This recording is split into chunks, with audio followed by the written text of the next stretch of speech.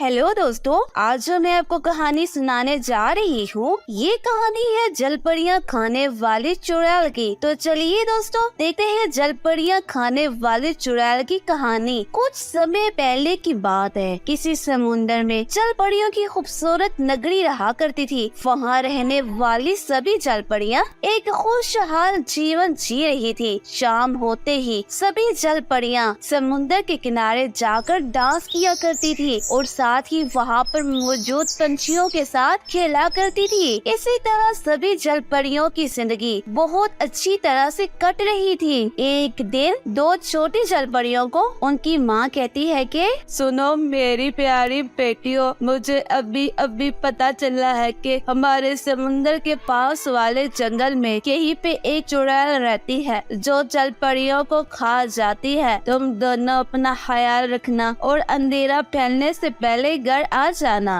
माँ, अब हम बड़ी हो गई हैं और हम अपना ख्याल खुद रख सकती हैं। इसके बाद वो दोनों जलपरियाँ वहाँ से चली जाती हैं और समुद्र के किनारे खेल रही होती है। जब उन्हें दरख्त के पीछे से वो चुड़ैल देख रही होती है। आहा, कितनी नरम मुलायम जिंद है इन दोनों की, इनको खाकर बहुत मजा आएगा। मैं अभी इन दोनों को अपने जाल में फंसाती हूँ। इसके बाद वो चुड़ैल एक राजकुमारी का रूप धारण कर लेती है और अपनी शक्ति से वहाँ पर एक घोड़ा गाड़ी खड़ा कर देती है और उस घोड़े गाड़ी में बैठकर उन दोनों जलपरियों के पास चली जाती है। और वो दोनों जलपरियाँ इतनी सुंदर राजकुमारी को देखकर हैरान रह जाती है। वो इन दोनों से कहती है कि मेरी कोई सहेली नहीं है, इसलिए मैं यहाँ पर अकेली सैर करने के लिए आई हूँ। तुम दोनों मेरी सहेली बनोगी, मैं तुम्हें अपने महल लेके जाऊंगी और तुम लोगों को सुंदर सुंदर कपड़े लेकर दूंगी। उन कपड़ों को देखकर तुम्हारा जी खुश हो जाएगा। वो दोनों जलपरियाँ चुड़ैल की बात सुनकर बहुत खुश हो जाती है और फौरन से उसके साथ दोस्ती कर लेती है और उसके साथ महल में जाने के लिए तैयार हो जाती है। इसके बाद वो चुड़ैल उन दोनों बहनों को अपने साथ ले जाती है और थोड़ी ही देर के बाद वो चुड़ैल एक गुफा के सामने अपनी घोड़ा गाड़ी रोक देती है और फौरन से अपनी असली शक्ल में आ जाती है। चुड़ैल को देखकर वो दोनों डर जाती है और वो समझ जाती है कि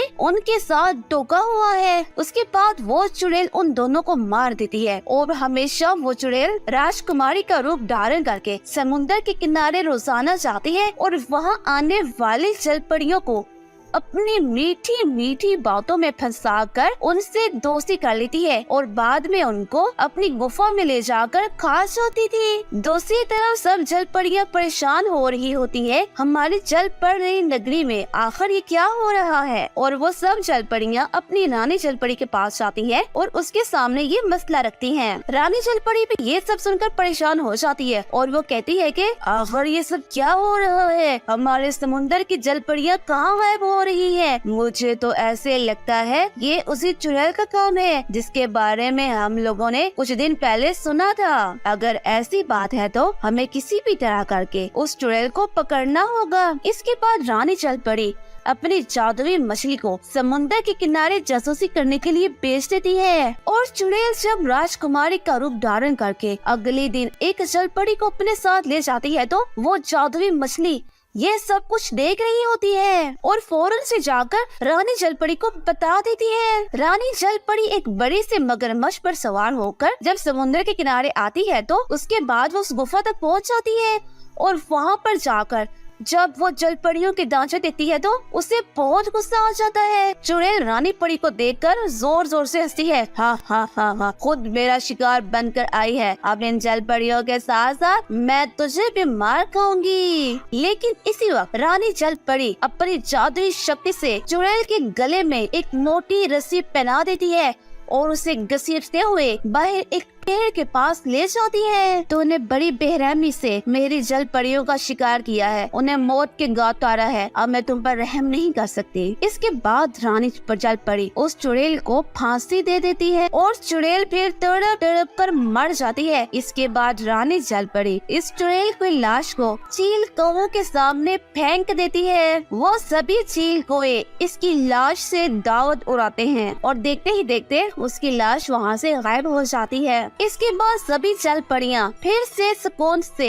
अपनी जिंदगी गुजारने लगते हैं। तो देखा दोस्तों आपने जल परियां खाने वाले चुड़ैल की कहानी। इस कहानी से हमें ये सीख मिलती है कि हमें कभी भी किसी अजनबी से दोस्ती करने से पहले इसके बारे में सब कुछ जान लेना चाहिए, वरना कोई भी हमें आसानी से बेवकूफ बनाकर हमारा फायदा उठा सकता है और हमें धोखा दे सकता है। ऐसी ही मजेदार कहानियाँ सुनने के लिए हमारे चैनल को सब्सक्राइब कर लें और बेल आइकन को दबाना हरगिज मत भूलिएगा, ताकि हमारी आने वाली हर वीडियो आप लोगों तक पहुँचती रहे।